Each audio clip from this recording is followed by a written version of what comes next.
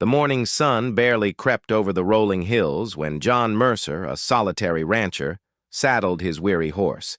His hands, roughened by years of labor, trembled slightly as he tightened the reins. It wasn't the ranch work that made him weak. It was the desperate cries of his infant son that had kept him awake through the night. The little one's wails had grown more pitiful, more strained, and John knew that without proper milk the baby wouldn't last much longer. His heart, hardened by years of toil and softened only by the presence of his late wife, felt as though it might shatter entirely.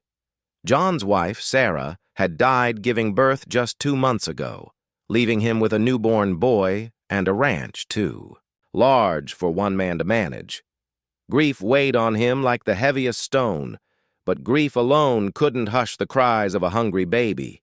He had tried everything, watering down cow's milk, mashing oats into a broth, but nothing eased the child's hunger. Every attempt left the baby weaker, his tiny chest heaving as though each breath was borrowed from heaven. John's boots hit the dusty ground of the small frontier town just after midday. His horse was lathered with sweat, the baby swaddled tightly, in his arms, fussing and weak from hunger. The town bustled with its usual rhythm. Wagons creaked down the main road, shopkeepers swept porches, and women gathered near the mercantile, trading gossip as easily as flour and sugar. Yet, when John stopped in front of the general store, his plea silenced more than a few voices. "Please," he rasped, his voice hoarse from lack of sleep. For a moment the world seemed to hush around them. The townsfolk who had gathered in curiosity now stood at a distance, whispering behind cupped hands. Some turned away in disapproval, others lingered in pity. But John hardly noticed them. His eyes were fixed on the young woman who had stepped forward from the crowd. Slender, with dark hair braided neatly down her back, and eyes filled not with judgment, but with compassion. She looked to be no older than her mid-20s, yet there was something seasoned in her gaze, as though hardship had etched lines into her soul long before her years should have known sorrow. Her dress was plain, mended in several places, and her shoes scuffed nearly to the sole. She was not the kind of woman who drew attention in a town accustomed to measuring worth by wealth, land, or family name. And yet in that moment she was the only one brave enough to step closer to the desperate rancher. "Sir," she said gently, her voice low but steady, "may I hold the child?" John hesitated, his protective instinct surging. He had spent weeks guarding this baby with every ounce of strength he had left, unwilling to let anyone near. But something in the woman's tone, firm, calm, tender, broke through his fear. Carefully, he shifted the bundle into her waiting arms. The change was immediate. The baby, whose cries had risen to a ragged wail, quieted as soon as he felt the woman's steady heartbeat against her chest. She looked down at the tiny face, pale and exhausted from. The baby's cries faded into soft, contented breaths as he nestled against the woman's breast. For John, the sound was like water to a parched throat. He had grown so used to the infants, wailing, so accustomed to pacing the cabin floors at night with helpless arms, that the sudden silence nearly undid him. His chest tightened, and he bowed his head, overwhelmed by a mixture of relief and shame. Relief that his son was finally at peace. Shame that he, a strong man who could mend fences, break horses, and weather storms, could not meet this simplest of needs without begging. The woman, still nameless to him, rocked the baby gently as though he were her own. Her face softened, all the weariness and hunger etched into her features, giving way to something radiant. She hummed low, a tune without words, only melody, and John could swear the sound carried more comfort than any sermon he'd ever heard. Around them, the crowd of townsfolk lingered. Some clucked their tongues, muttering about impropriety, while Others stared with a mixture of curiosity and pity, but the woman didn't seem to notice their judgment. She was lost in the child's small world, her focus unbroken by gossip or stares. When at last the baby's eyes fluttered shut, drunk on warmth and milk, she pressed a kiss to his brow before handing him back. Her arms released him reluctantly, as though parting from something she had long yearned for but never possessed. John held his son close again, feeling the child's tiny body heavy with sleep, and the ache in his heart shifted into something more bearable. "Ma'am," he said quietly, his voice gruff with emotion, "I don't know how to thank you." She shook her head quickly, brushing aside his gratitude as though it were nothing. "Don't thank me. He needed what I could give. That's all." John fumbled in his pocket and pulled out a few coins, meager though they were. He extended them toward her with trembling fingers. "Please, take this. It's not much, but it's something." Her eyes flicked to the coins, then back to him. For a heartbeat he thought she might accept out of necessity. Her dress told of poverty, her shoes spoke of long miles walked without comfort. But she closed his hand around the coins and pushed it gently back toward his chest. "No," she said softly. "This wasn't for money. This was for him." Her gaze dropped to the sleeping child in his arms, and her lips curved into the faintest smile. Sometimes all a baby needs is love and a little mercy. The word struck him harder than he expected. Mercy. Yes, that was what it was. He, a broken man, had begged not just for milk, but for a chance to keep his child alive. And this woman, a stranger with nothing to her name, had answered that plea without hesitation. John swallowed hard, emotion clawing at his throat. He wanted to speak, to tell her what it meant to him, but words seemed too small for the weight in his chest. Instead, he did the only thing he could manage. He bowed his head, lowering his gaze in a gesture of respect and silent gratitude. The townsfolk began to disperse, disappointed that the spectacle had ended without scandal or reward. A few shook their heads, whispering about a woman's impropriety, about how no decent lady would have acted so boldly. John ignored them. His world had narrowed to 3 souls: himself, his son, and this woman who had stepped forward when all others turned away. As she started to walk off, he felt panic rise in him. The thought of being alone again, of returning to the ranch with no way to feed the baby tomorrow, was unbearable. He took a step forward. "Wait," he said, his voice urgent, though low. She turned, her eyes questioning. I can't repay you for what you've done, but I need you to know." His words faltered. How could he put into speech the tidal, wave of gratitude, the desperate reliance, the newfound hope that had sparked in him the moment she'd cradled his child? Finally, he finished simply, "I won't forget this, not ever." She studied him for a moment, her expression unreadable. Then she gave a small nod, as though accepting the sincerity behind his words, even if she expected nothing in return. And with that, she disappeared into the shifting crowd, leaving John standing in the street with his baby pressed against his, chest, heart heavy with gratitude, mind swirling with questions.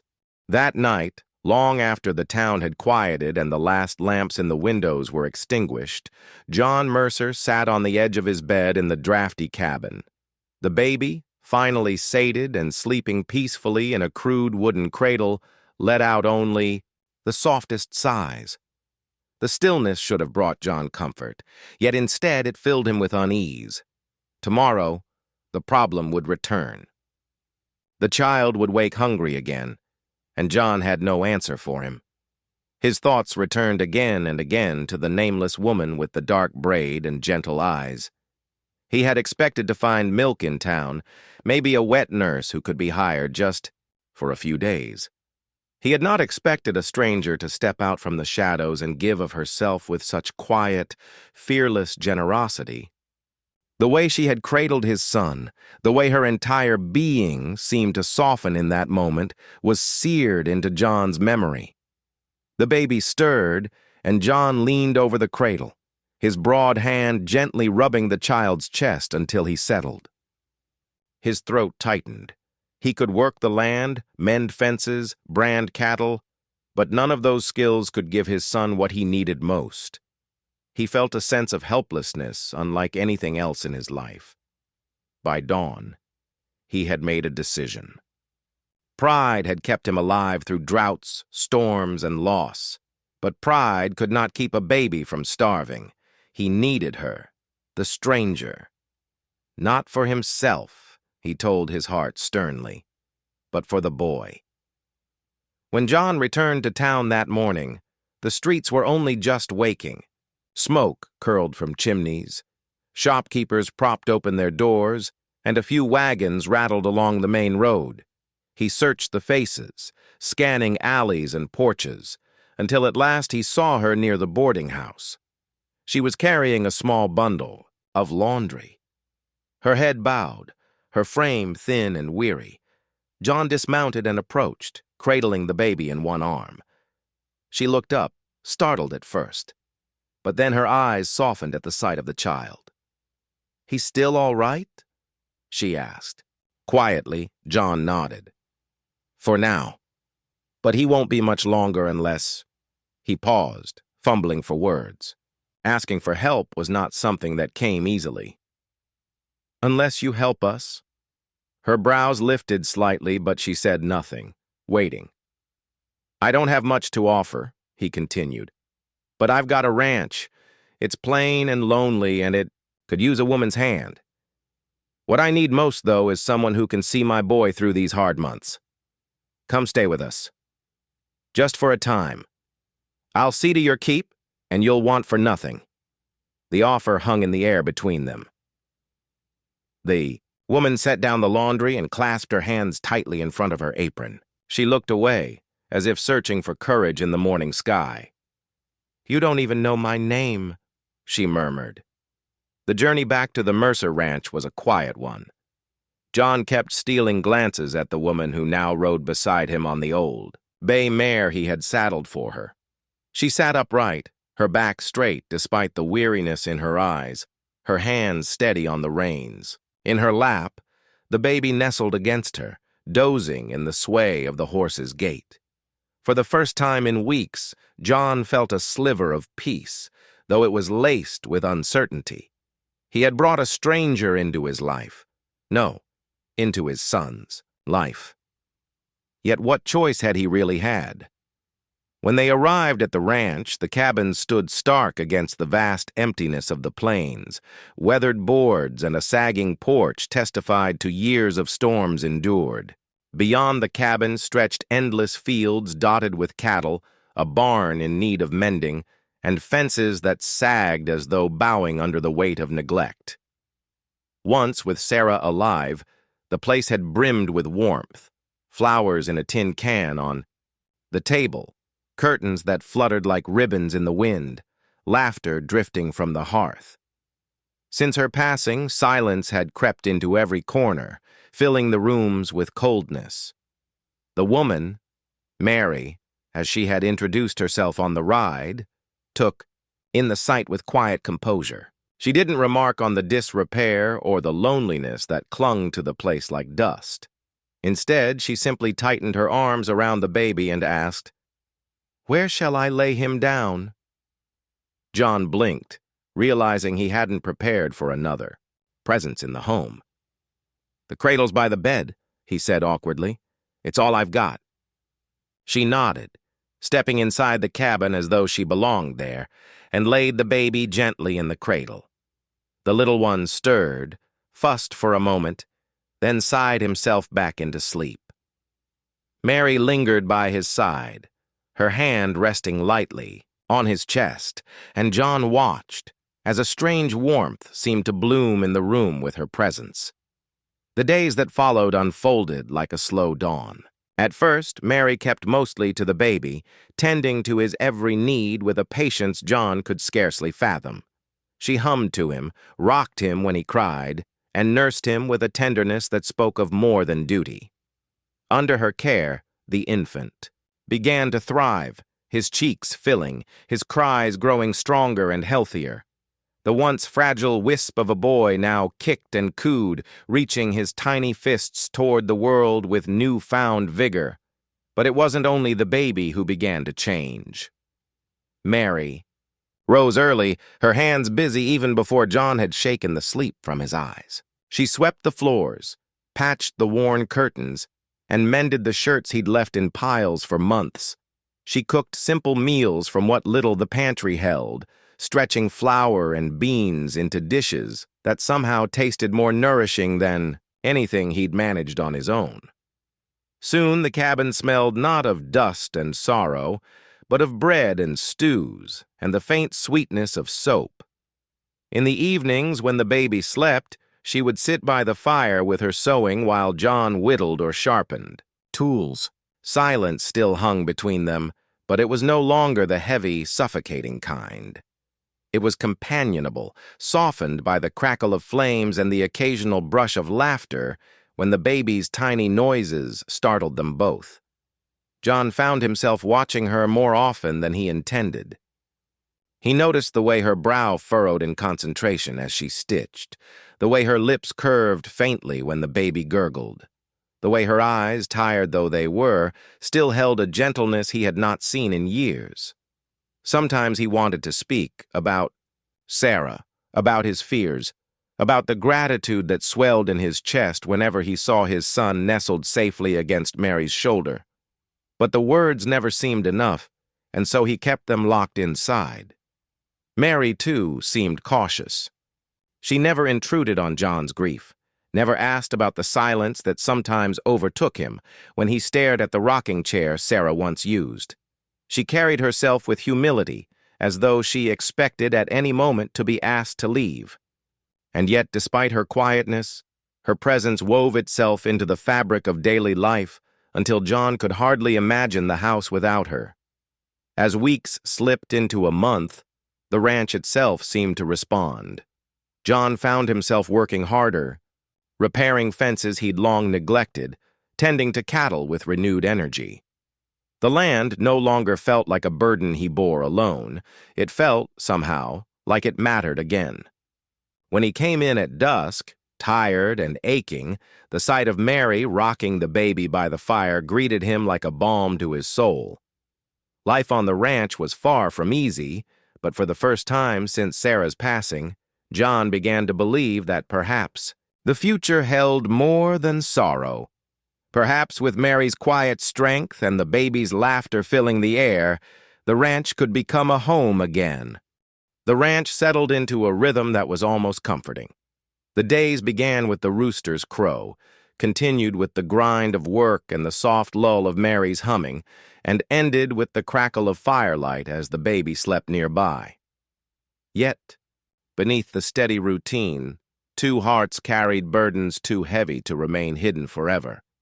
John often caught Mary staring out the window in the evenings, her gaze lost in the distance where the prairie met the sky. Her hands would rest idle in her lap, sewing needle forgotten mid-stitch, her eyes glassy with memories she never spoke aloud. John noticed, but he didn't press her. After all, he too lived with ghosts that stole into his thoughts when the house grew quiet. One night, after a long day mending fences, John entered the cabin to find Mary by the fire, rocking the baby. The child's cheeks glowed healthy now. His tiny fists curled as he drifted into slumber. Mary's eyes, however, were rimmed red, and though she wiped them quickly when she heard John's boots on the floorboards, she could not hide the tremor. In her hands, John set his hat on the table and crouched near the fire. "Mary," he said softly, careful not to startle her, "you've carried a kindness I'll never repay. But I can see it plain. You're carrying something else, too." For a moment, she stared at the flames, as though drawing courage from their flicker. Then her voice came, low and halting. "I wasn't always alone. I had a family once, a husband. John felt his breath catch, surprised but silent, waiting. "We came west 2 years ago," she continued, her fingers smoothing the baby's blanket as though steadying herself with the motion. "He had big dreams, land, cattle, a place of our own. But the fever took him before the first winter ended. I buried him with my own hands out there on the edge of the prairie. And then—" her voice cracked, and she swallowed hard. "I carried his child, but the babe never drew breath." The words hung in the air like a shadow falling across the room. John's heart clenched. He had suspected sorrow in her, but not a loss so profound. He looked at her, not as a helper, not even as the woman who had saved his son, but as a soul who had walked through the same valley of grief he knew too well. "I'm sorry," he said simply, because anything more would have felt like ashes on his tongue. Mary gave a faint, trembling smile. "Don't be. I survived. But I lost more than them. I lost my place in the world. No family, no means, no child to cradle when the nights were cold. That's why—" She paused, her eyes glistening as they lifted toward the cradle. "That's why I couldn't stand by in town when I heard your little one crying. I knew what it meant to need a mother and not have one." John's throat tightened, his own memories flooding back unbidden. Sarah's laughter, her hands smoothing the baby clothes she'd sewn, her whispered prayers as she waited for their child's arrival. And then the stillness after the birth, the way the house had gone hollow in a single night. He drew a breath, heavy and uneven. The weeks rolled on, each one carrying the family deeper into a rhythm that felt less like survival and more like living. The baby thrived, his cheeks plump, his eyes bright, his little giggles echoing through the cabin like bells. Mary's gentle touch and steady presence turned the ranch into something more than a place of labor. It became a home once again. For John, the change was as startling as it was humbling. He found himself waking before dawn not just out of necessity, but with a strange anticipation. When he returned from the fields, weary and dust-covered, he no longer walked into silence.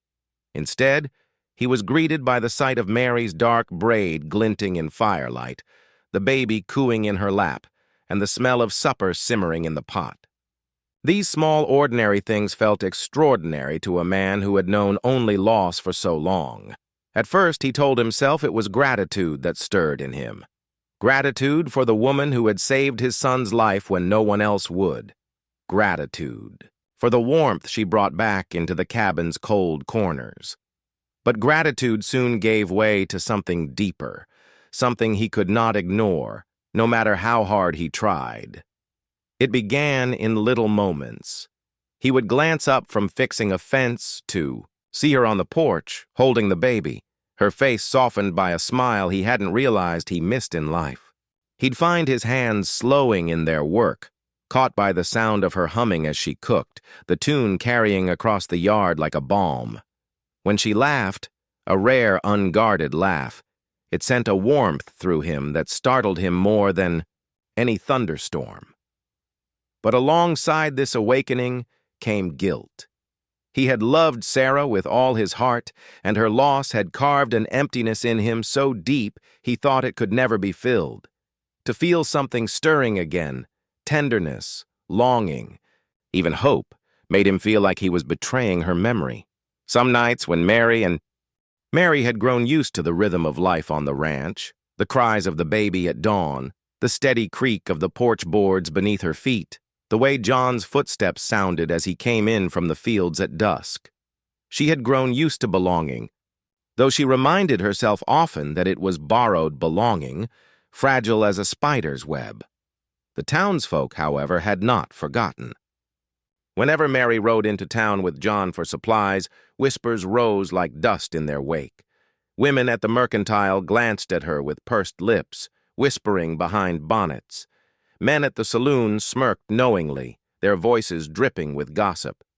A young widow living in a rancher's home, what could that mean but scandal? They ignored the truth, that she was there for the baby, that necessity had drawn her to the ranch, not out of impropriety, but out of mercy. One afternoon, as Mary left the general store carrying flour, she overheard two women at the counter. "Shameless. That's what it is," one said, "moving in with a man so soon after his wife passed. And nursing another woman's child like she's trying to take her place," the other replied, her tone dripping with disdain. Mary froze, her heart pounding. She lowered her gaze, hurried out, and climbed into the wagon. She sat stiffly as John finished his business inside, forcing her face into calm. But when he joined her, she could not meet his eyes. That night, after the baby had drifted to sleep, Mary lingered by the fire. John sat across from her, sharpening a tool, though his gaze often strayed to her quiet face. Finally, she set aside her sewing and spoke. "John," she began, her voice low and hesitant, "have you thought about what people say in town?" The night Mary finally confessed her fears was heavy with silence. The fire had burned low, casting long shadows across the cabin walls. John sat across from her, his hands clenched on his knees, his eyes burning with an intensity she had never seen before. She had spoken of leaving, of sparing him and the baby the weight of gossip and suspicion. The words had nearly broken him. For a long while, he said nothing. The only sounds were the baby's soft breaths from the cradle and the crackle of the dying fire. Then John rose to his feet, his tall frame casting a long silhouette against the hearth. "Mary," he said, his voice thick, "I've buried one woman I loved. I thought my heart was gone with her. Thought there wasn't anything left in me but work and grief. But then you came. You nursed my son when I couldn't help him. You gave him life when I nearly failed him. And you gave me something I never expected to find again." Her eyes shimmered, her hands twisting the fabric of her apron. "John, please, don't say that. Folks will never understand. They'll think I came here for what wasn't mine. I couldn't bear to bring you shame." He stepped closer, his boots creaking against the floorboards. "Let them talk. They don't know what it is to hold a crying child through the night and feel helpless. They don't know what it is to lose a wife in childbirth or to bury a husband on the prairie. They don't know the mercy that comes when two broken souls find each other." Tears spilled down Mary's cheeks. She turned her face away, but John reached out, his calloused hand gently tilting her chin until their eyes met. "I don't want you here just for the baby," he said, his voice trembling. "I want you here for me, for us. I want you to stay, not as a helper, not as a stranger passing through, but as family, as the woman I love." For a moment, Mary could only stare at him, her breath caught in her throat. The words were more than she had dared to hope for, more than she believed herself worthy of. Her heart ached with longing, but fear still clung to her like a shadow. "And if I fail you? If the past comes between us?" John shook his head. "The past already broke us, but together maybe we can build something new. A home, a life, love again." The baby stirred then, letting out a soft whimper. Mary instinctively moved to the cradle, lifting him into her arms. She rocked him gently, her tears falling onto the baby's blanket. John watched her, his heart swelling with certainty. That sight, the woman cradling his child as though born to it, was more than hope. It was promise. Slowly, Mary turned back toward him, the baby nestled against her shoulder. Her lips trembled as she whispered, "Then yes, I'll stay. Not just for him, but for you. For us." Relief and joy washed over John so powerfully that he stepped forward and gathered them both into his arms. For the first time since Sarah's passing, he allowed himself to smile without guilt, to hold on to happiness without fear it would slip away. In the weeks that followed, the gossip in town did not cease. But neither did it matter. John and Mary stood firm together, their bond growing stronger with each sunrise. The ranch flourished under their shared labor. The baby thrived under their love. What had begun as a desperate plea for milk became the foundation of a new family, one forged, not by blood alone, but by sacrifice, healing, and second chances.